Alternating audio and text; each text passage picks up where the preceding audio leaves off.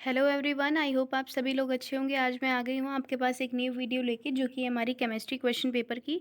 जिन students ने chemistry opt की है, ये वीडियो उनके लिए है। बहुत सारे जो हमारे लर्नर्स थे वो परेशान थे कि केमिस्ट्री का पेपर जो है वो अवेलेबल नहीं हो पा रहा है, और कमेंट बार बार आ रहे थे कि केमिस्ट्री का पेपर प्लीज़ अपलोड करिए। तो इसीलिए मैं आपके पास आई हूँ आज केमिस्ट्री के पेपर की वीडियो लेके, क्योंकि केमिस्ट्री का जो पेपर है वो वेबसाइट्स पे इतनी जल्दी अवेलेबल नहीं है। तो इस वजह से जो लर्नर्स हैं उनको बहुत डिफ़िकल्टी हो रही है सर्च आउट करने में कि किस तरीके से क्वेश्चन आता है, किस तरीके से क्वेश्चन पूछे जाते हैं हमारे क्वेश्चन पेपर में, कौन कौन से इंपॉर्टेंट टॉपिक्स हैं। तो बेसिकली यहाँ इस वीडियो में मैं सारे ही चीज़ें आपकी जो हैं वो कवर करूँगी, कौन कौन से इंपॉर्टेंट टॉपिक्स हैं, कौन कौन से इंपॉर्टेंट क्वेश्चंस हैं, और कैसे क्या क्वेश्चन आते हैं एग्जामिनेशन में, वो सारी ही चीज़ें मैं यहाँ पे आपको बताऊँगी। तो वीडियो को लास्ट तक की ज़रूर से देखिएगा, वीडियो को स्किप मत करिएगा।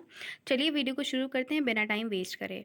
यहाँ पे आपको पता है कि 80 मार्क्स का क्वेश्चन पेपर आपका होता है। 5 क्वेश्चन जो है वो आपको अटेम्प्ट करने आउट ऑफ 10। हर एक क्वेश्चन जो है वो 16 मार्क्स का होगा। पहला क्वेश्चन है हमारा, what is chemical equilibrium, what are the factors influencing equilibrium, explain giving suitable example.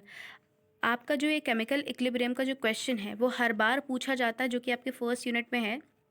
मैं आपको बता दे रही हूँ, जो भी आपका टॉपिक है इक्विलिब्रियम और थर्मोडायनेमिक्स, इससे आपका क्वेश्चन पेपर में आता ही आता है। मोस्ट इंपॉर्टेंट क्वेश्चंस हैं, क्योंकि इससे जो रिलेटेड आपके जो लॉज हैं, जो डेफिनेशंस हैं, वो बहुत ज़्यादा इंपॉर्टेंट।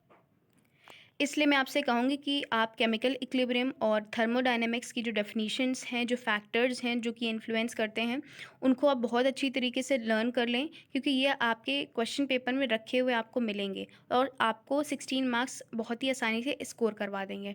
तो इसको आपको बहुत ही अच्छी तरीके से प्रिपेयर कर लेना है। नेक्स्ट क्वेश्चन है हमारा, right short note on the following. ये आपका शॉर्ट नोट में आ गया है और इसमें आपको 4 पॉइंट्स देखने को मिलेंगे। अगर आपको शॉर्ट नोट सारे आते हैं तभी आप इन क्वेश्चन को अटेम्प्ट करिएगा, क्योंकि ये आपका केमिस्ट्री का पेपर है। इसमें आपके थोड़े से जनरल टॉपिक्स भी लास्ट 4th यूनिट में जो हैं वो इन्वायरमेंट और पोल्यूशन से रिलेटेड हैं। तो इस वजह से आपको शॉर्ट नोट जो है इसमें देखने को मिलेंगे, और जो भी आपके जो टर्म्स हैं, जो जैसे कि कैटलिस्ट हो गया, फोटोकेमिस्ट्री, जैसे कि आप देख सकते हो यहाँ पे, और आइकॉनिक बॉन्ड, ये सब जो टर्म है, शॉर्ट टर्म्स हैं, ये काफ़ी बार पूछे जाते हैं। तो हो सकता है कि ये आपको एक क्वेश्चन में ना देके शॉर्ट फॉर्म में पूछ ले। तो शॉर्ट नोट जो हैं वो आते ही आते हैं, तो उसको भी आपको नेगलेक्ट नहीं करना है। जैसा कि आप देख सकते हो यहाँ पे आपके 4 हैं, photochemistry, catalysis, green house effect, alkynes. इन पे आपको शॉर्ट नोट लिखना है, और आप 1 to 2 पेज जो है वो हर एक शॉर्ट नोट को दे सकते हो अगर आपको आता है, वरना आप 1 से 1.5 पेज भी दे सकते हो, क्योंकि इस बार जो है वो कॉपी जो है वो हमारी वो 40 पेज की, 39 पेज की ना होके 29 पेज की ही रहेगी। तो ये भी आपके लिए एक गुड न्यूज़ है, जिससे कि आप जो है आपका टाइम भी सेव होगा, और कहीं ना कहीं आपको ज़्यादा लिखना नहीं पड़ेगा।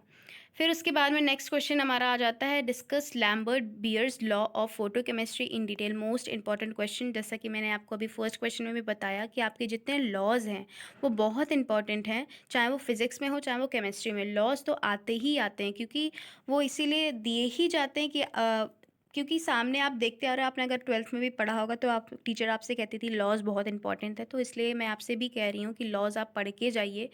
मैं आपको पहले ही बता दी हूँ, आपके पास सफिशिएंट टाइम है, इसीलिए मैं कह रही हूँ कि आप इन क्वेश्चंस को ज़रूर से पढ़ के जाइए, क्योंकि ये डायरेक्टली पूछे ही जाते हैं।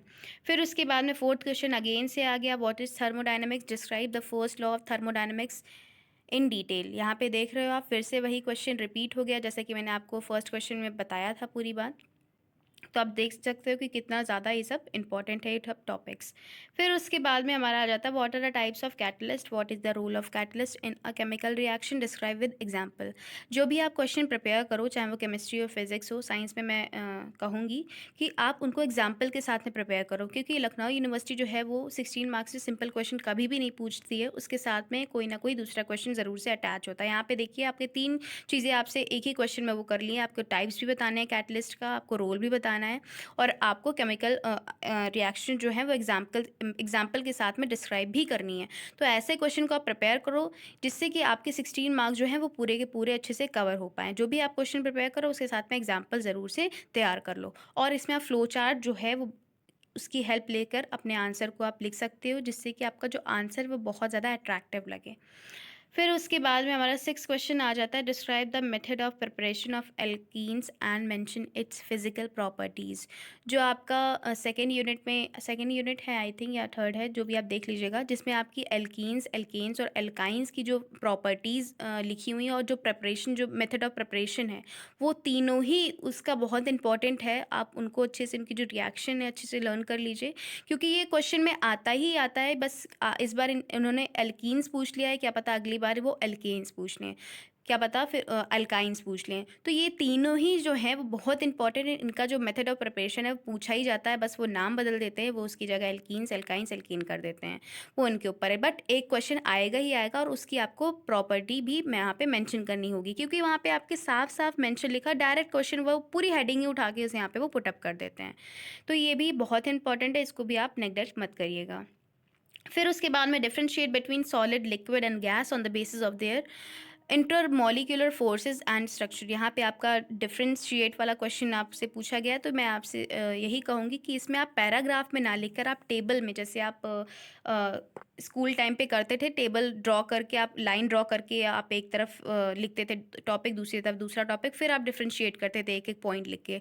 तो यहाँ पे भी आप वैसा ही करिएगा, क्योंकि आपका जो साइंस है, साइंस में जो एग्जामिनर है वो बहुत ही लेंदी आपके आंसर को वो नहीं मांगते। आप अगर टू द पॉइंट अगर आप आंसर लिखोगे तो आपके नंबर जो है वो कटेंगे नहीं, डिडक्ट नहीं होंगे, आपको फुल मार्क्स मिलेंगे।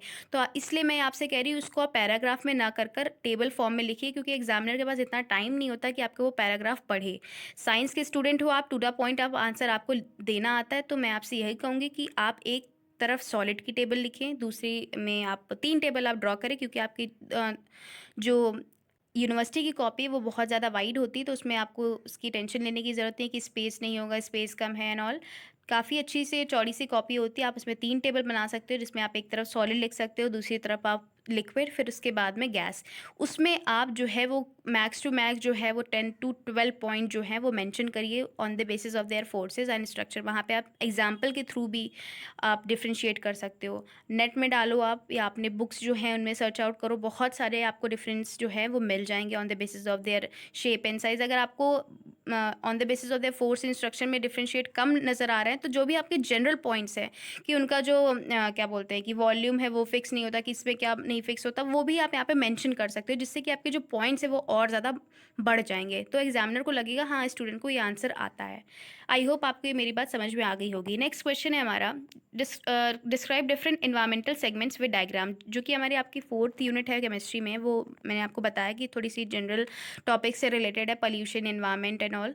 सो इससे जो आपके क्वेश्चन से देखिए, आपके शॉर्ट नोट पे भी पूछ लिया गया, और यहाँ पे एक क्वेश्चन जो है वो विद डायग्राम आपसे पूछ लिया गया। तो ये मोस्ट इंपॉर्टेंट तो मैं नहीं कहूँगी, बट आप देख सकते हो कि 4th यूनिट से आया है, तो आप 4th यूनिट को ऐसे छोड़ भी नहीं सकते हैं। बट आपको नॉलेज होनी चाहिए कि ऐसा क्या है, कि अगर मान लीजिए आपको कोई क्वेश्चन आ रहा हो, तो आप ये क्वेश्चन को अटेम्प्ट कर सकते हो। फिर उसके बाद से अगेन से हमारा शॉर्ट नोट आ गया, क्योंकि केमिस्ट्री में बहुत सारे जो शॉर्ट जो टर्म्स हैं वो यहाँ पे पूछ लिए जाते हैं। तो यहाँ पे ionic equilibrium, conductors, photochemical, smoke, bond, habit cycle यहाँ पे आपको एक्सप्लेन करनी है। अगर आपको शॉर्ट नोट आते हैं ये 4 के 4, तभी ये क्वेश्चन अटेम्प्ट करिएगा। अगर मान लीजिए आपको 2 आते, 2 नहीं आते, तो ये मैं सजेस्ट नहीं करूँगी। अगर आपको चारों अच्छे से आते हैं, अगर आपको एक एक पेज भी आपको पता है कि मैं इनमें लिख लूँगा या लिख लूँगी, तो आप इस क्वेश्चन को अटेम्प्ट कर सकते हो। फिर उसके बाद में हमारा 10th क्वेश्चन आ जाता है, हलवा क्वेश्चन जिसे कह सकते हैं, लड्डू क्वेश्चन कह सकते हैं। आपको फ्री के नंबर दिला सकता है, क्योंकि आपने छोटे पर से ही आपने ऐसे वगैरह जो है कंपटीशन वगैरह में आपने पोल्यूशन ही ऑप्ट किया होगा।